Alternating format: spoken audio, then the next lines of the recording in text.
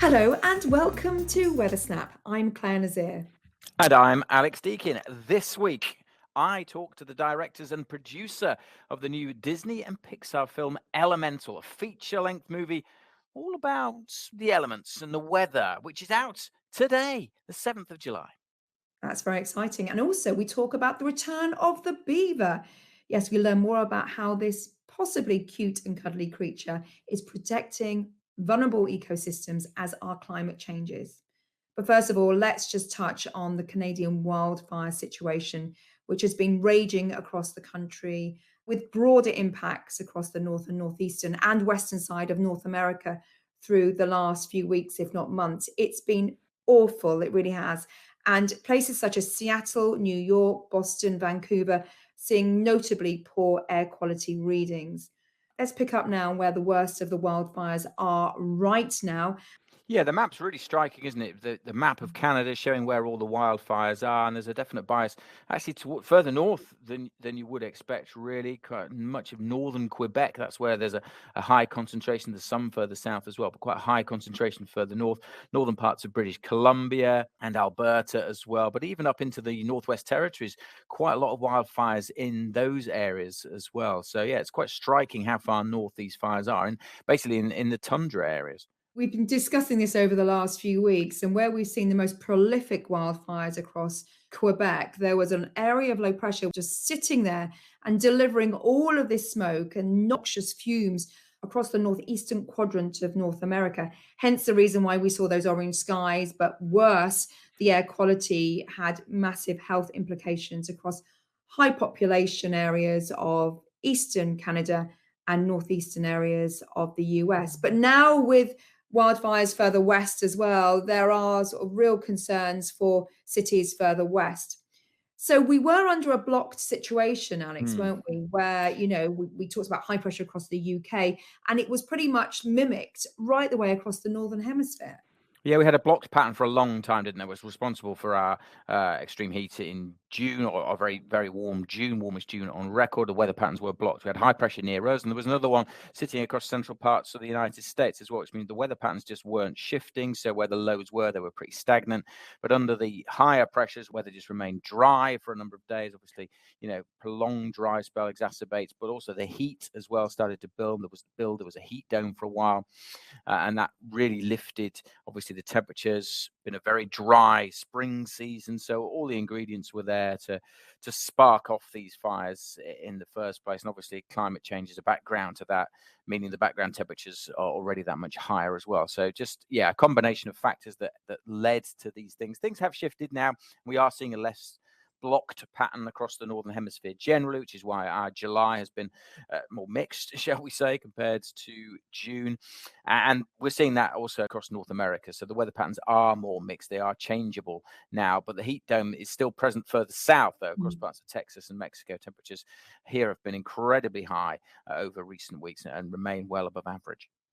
Yes, I mean, temperatures across northern Mexico and southeastern parts of the US have pushed into 120 degrees Fahrenheit. That's how they measure temperature in the US, but that is equivalent to 49 degrees Celsius, almost 50 degrees Celsius across these parts. And people have died due to the extreme heat. It's been pretty horrible across Texas, Louisiana, other southeastern states, and also across Mexico.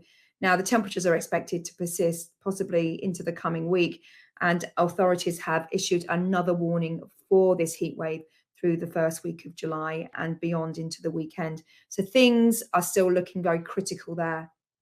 Back home across the UK, as mentioned last week on Weather Snap, June has been confirmed as the hottest June on record. Records going back to 1884.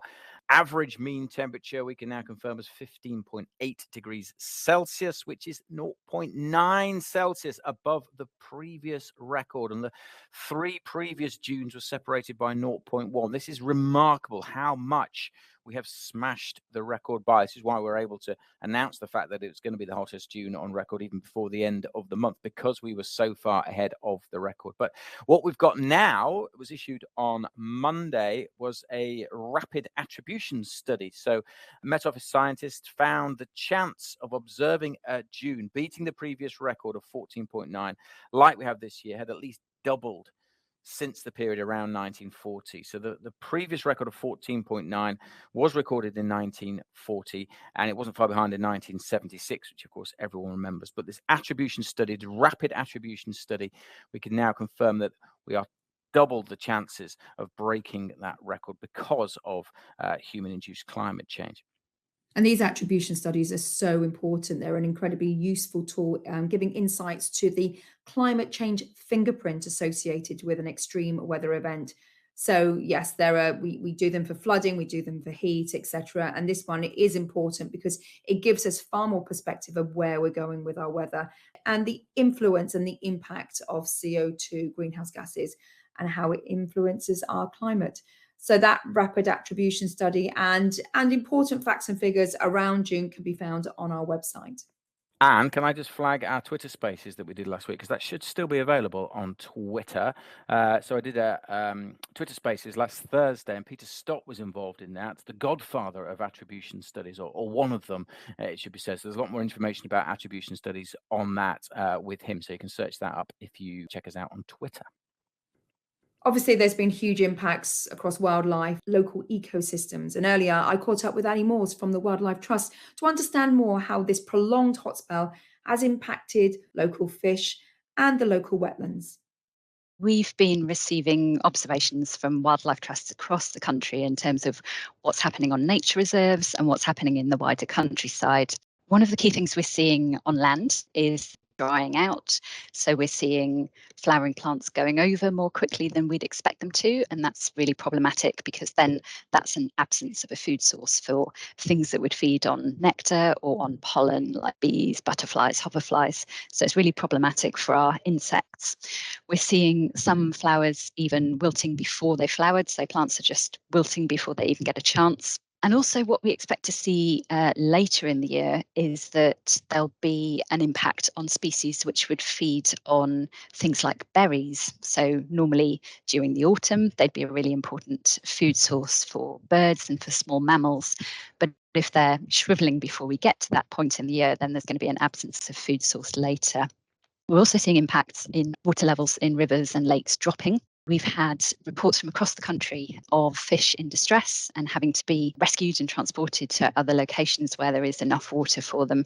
Now, we do tend to see these kinds of impacts in our waterways, but what surprised me is that it's happening so early in the year, because often the natural cycle of river flows, they're at their lowest during the latter part of the summer. So we tend to see this in sort of July, August into September. And so seeing it now is really quite unusual. And there have been over 400 reports of fish in distress. The reason that this happens is that when the water levels drop, the water is shallower, so it's able to warm up more quickly in the sunshine, and warm water holds less oxygen, so that hot water is less rich in oxygen, and the fish and also aquatic insects in the channel are effectively suffocating, struggling to breathe because of this hot weather.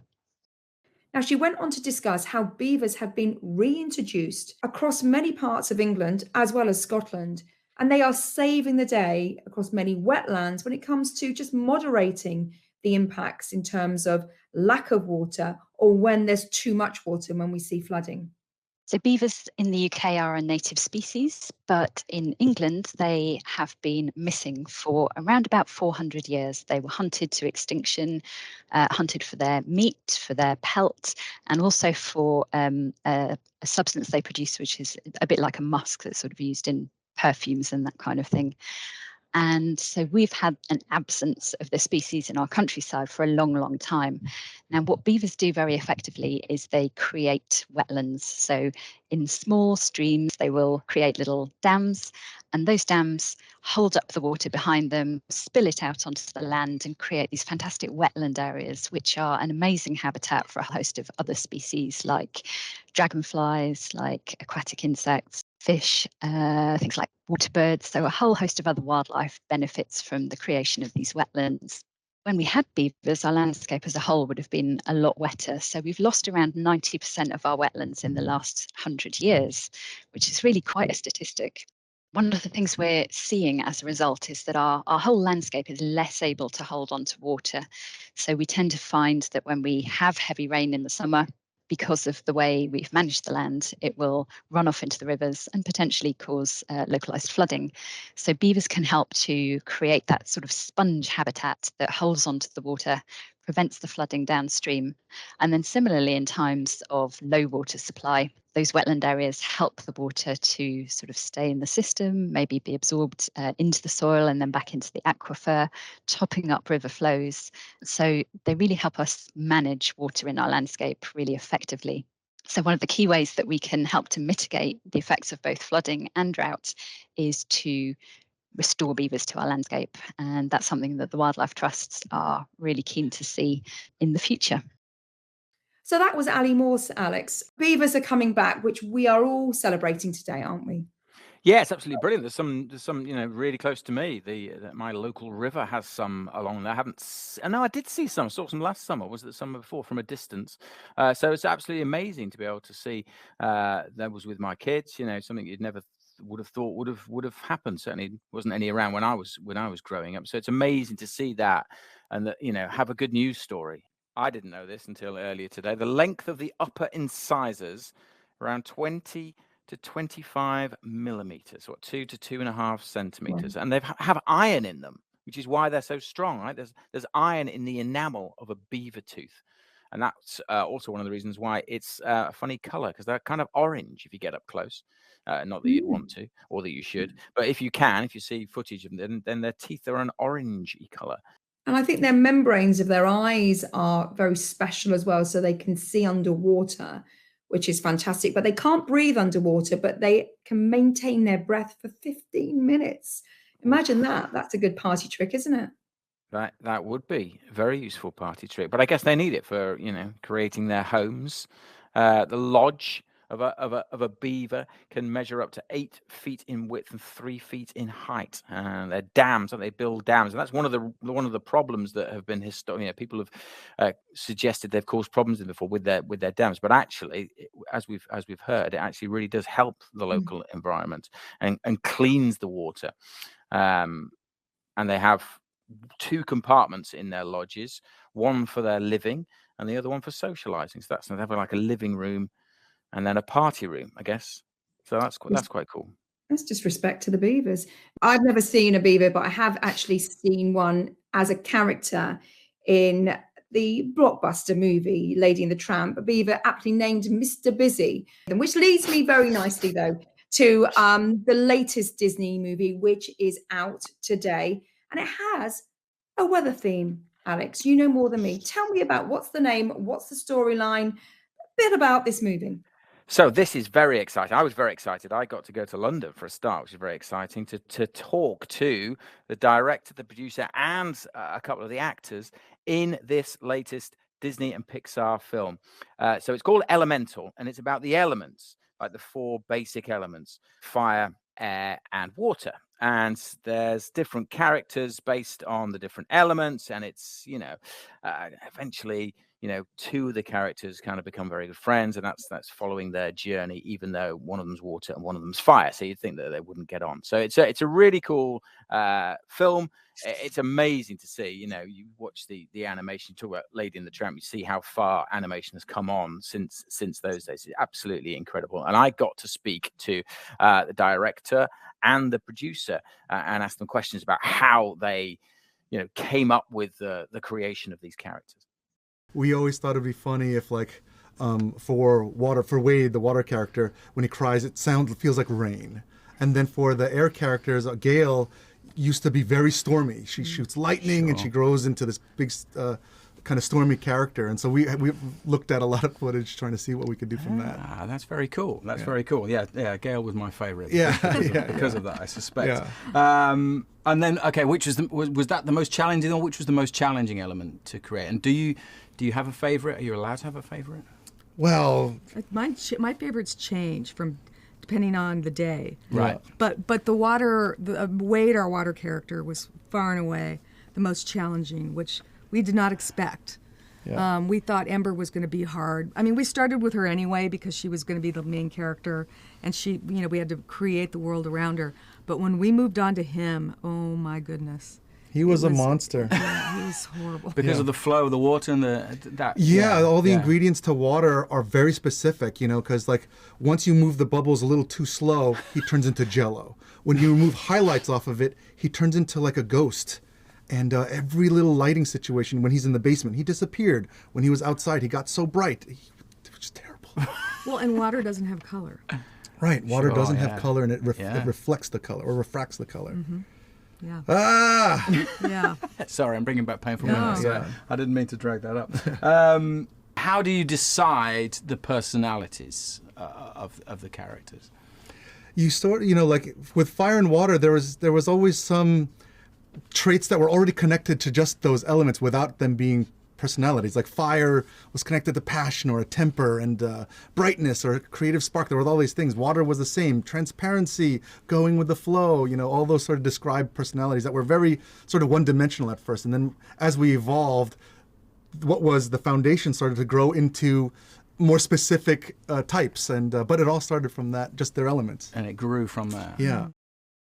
That was Peter Son, who's the director, and Denise Ream, who is the producer of the film Elemental. But I also got to speak to two of the actors, Mamadou Ate and Leah Lewis, who play the two main characters in this film. And we did a bit of a weather quiz with them. So we asked them some funny questions. They humoured me. Shall we put it that way? They were very polite and very engaged in this little weather quiz that I did, as you can hear here. Can it actually be too cold to snow? Can it be too cold to snow? Yes, it can. Yes. Why not? No. No, his No, no, face no, no, is no. like Pretty cold. he's horrified. I'm giving it away, No. aren't I? Giving it away. No, I because need to snow work on my thrives poker in face. the cold weather. Dang it. Even in the coldest of places, there always snow. There's always snow. There's she's always right. snow in the How Arctic, silly right? of me. There's There's always always snow in the have Arctic. snow. So, no, Right. even in the coldest air, it is still able to snow. But it's all about the moisture. So Yeah. cold air can't hold as much. So it doesn't snow. It's harder to snow It's when harder it's to colder. snow, but okay. But, Okay. But it can still snow when it's very Shame cold. So it's overwhelms. another myth. Okay. Okay, final question. And this is back to the smell. Mm-hmm. Does rain have a smell? Not detectable to dogs, but detectable to humans. I think so. Yes, I Does it it have a must smell? be. Oh, it's fresh or musty. I'm Fresh. taking this point. Or musty. That's You a did yes. answer first, Oh. Mamadou, yeah. No, not like we can share it. Okay, You okay, can share- thank you you. can both We have a can point share- No. because it's Thanks, true. dude. Because it is true. But there is a bonus question. Oh. What I'm is gonna the get a name given to that smell? There is a specific name given to the smell of rain. I'm trying to make something up and I can't. I know. I was like, I had just a bunch of nerdy. Can you give us like the video first game letter at references. It least? begins with P. He knows. Panalia. Pet. Pate. Patois. You know. This is good. This is good. Patagonia. Very close. Petrichor. There you go. Did you rip it? Wow. There you go. There you go. Wow. Petrichor. We are Wait, done. I am actually a better person after this interview. Wow, that's made my day. Thank you so Definitely much. Slightly more educated. That's for sure. Good Oh, stuff. Really cool. Good stuff. Thank you so much for Thank you. entertaining me. No, that was for brilliant. sure. Thank you. That and was thank so you cool. for the film. Yeah, brilliant.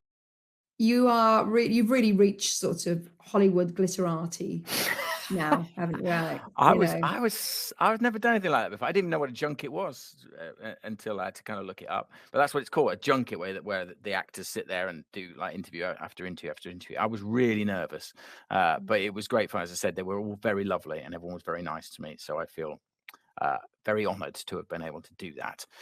And the film's out, as you say, today, 7th of July, only in cinemas.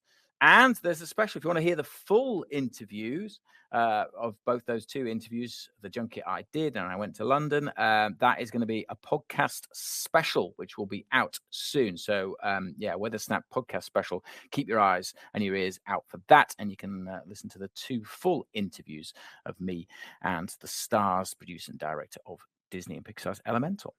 Now, talking about air and water, I think we've got a lot of both coming our way, Alex, this weekend in terms of hot and sweaty air and copious amounts of water in terms of thunderstorms. Am I correct? Yeah, it's going to be a big weekend of weather. Make sure you keep up to date with the forecast and any warnings because, the heat is building once more. It's been a cool start to July for sure, but temperatures are now rising. You probably noticed that today, but it's the heat and humidity were really noticeable Friday night. Temperatures in some places likely to stay in the very high teens, and then hot and humid on Saturday with thunderstorms breaking out. Now, it's a weather front moving in, which will bring fresher air by Sunday, but as it comes in, introducing that moisture, and it's that classic summer combination: heat, humidity, moisture, bang. Thunderstorms. It's going to drop a lot of rain in a short space of time. These could be pretty big beasts. Initially starting off across Wales first thing on Saturday, but then spreading to the Midlands and Eastern England. And if they interact with the hot air, they could really produce some vicious storms across Eastern England during the afternoon. Lots of rain, hail, lightning. So some disruption is expected. And then we start to see further north, further bands of thunderstorms coming in across parts of northern England, but particularly Scotland later. So late afternoon into the evening time, it's the most likely time to see these downpours before that crosses from southern Scotland to northern Scotland. So, yeah, a couple of areas that we'll be definitely watching. As I say, the potential for some disruption from these thunderstorms. Ahead of it could reach 30 Celsius. Behind it, it'll be much fresher again with a mixture of sunshine and showers for Sunday, but a more comfortable and cooler feel to things as well. It won't be as humid. And then that's set up for most of next week, actually. So we're back to this kind of cool, showery theme for most of next week. So the weather, not really showing any signs of settling down again. And do, as I say, watch out for those thunderstorms on Saturday. So there could be warnings issued. To stay tuned to obviously our social media feed and our app as well. I would suggest just looking at the radar, what's happening Yeah. right now, see where those thunderstorms are and where they're going to. You can really track them across and plan your journeys, plan any outside activity, and just take care if you just feel that there is something in the air, when it feels like it's primed, just about to, explode into a thundery downpour. People do look, people look at the app and look at the symbols, but if you go to the maps section, then you can actually see where it's been raining for the past 6 hours, and that is most useful. Scroll back and forth, and you can see that actually track those thunderstorms if they are near you. So I definitely recommend doing that on our app. Northwest Scotland could see 26 on Saturday. Southern eastern areas of England could just peak into the 30s Friday, Saturday. It's a brief hot spell. Yes, but equally, there'll be a breeze picking up off the North Sea. So some parts of the east coast of Scotland will be warmer on Sunday than they will be on Saturday. So on Saturday, the temperatures could be pegged back by the breeze off the sea. And then on Sunday, you've got a westerly. So actually, places like Aberdeen, Fife, the coast in particular, likely to be warmer on Sunday than Saturday. Okay, You've thanks got to for love that. UK weather, isn't there? There's always a little nuance. It's never, it's never straightforward everywhere. Just got to love the UK weather, haven't you? Keeps us on our toes. Okay, let's now head over to our very own Ollie Claydon, who has last week's highs and lows. Here are your UK weather extremes for the week beginning Monday the 26th of June. The highest temperature of the week was at Heathrow in Greater London, with a high of 26.6 Celsius on Wednesday the 28th of June. The coldest 24 hours was Thursday the 29th, when Eskdalemuir in Dumfriesshire dipped to 2.8 Celsius. The wettest day was Saturday in Lerwick, Shetland, when 33 millimetres of rain fell. And finally, the sunniest spot was Lucas in Fife, when last Sunday the sun shone for 13.9 hours. Thank you, Ollie. Now, just before we go, we've got an astrophysics update for you. Alex, over to you. Something exciting happening in the skies through the next 24 hours. You always build these up, don't you? And I always kind of knock them down. Think, so there's been a coronal mass ejection, which enhances the likelihood of seeing the northern lights. So there is an increased chance, all things being equal, of seeing the northern lights across parts of northern Scotland, maybe as far south as northern England, Northern Ireland. But all things are not equal because visibility isn't going to be great. There will be some cloud and rain around in the coming nights as well. I guess, Friday night, some reasonably clear skies. But this time of year, there just isn't the length of night to see them. So, conditions can be perfect. They may be there, but you're not going to see them because it just doesn't really get dark enough. And the nighttime window is so small, particularly across the far north, that, you're going to struggle. So there is a hint, there is a possibility of seeing the northern lights, but it is a pretty slim chance, I would have said. But, worth keeping your eyes peeled, checking out social media. And if you do see some stuff, or if you do see some stuff on social media, bear in mind that is often with a camera that's been exposed for a long time. It's not necessarily just taken with your mobile phone. But yeah, maybe worth a look. Maybe just keeping a track on social media, see if there's any Northern Lights action near where you are. But Northern Britain, there is a chance this weekend. But do bear in mind, this time of year, it is pretty hard to see it. Thanks, Alex. Always good. Always good to learn a bit more. Your insights are very valuable. So thanks very much for listening. Alex, you're around next week. Yes, I'll be here next week for another Weather Snap. Thank you very much for listening. Another great Weather Snap, Claire. Thank you so much for listening. And don't forget to hit subscribe. Then you'll catch all of our daily weathers on YouTube as well.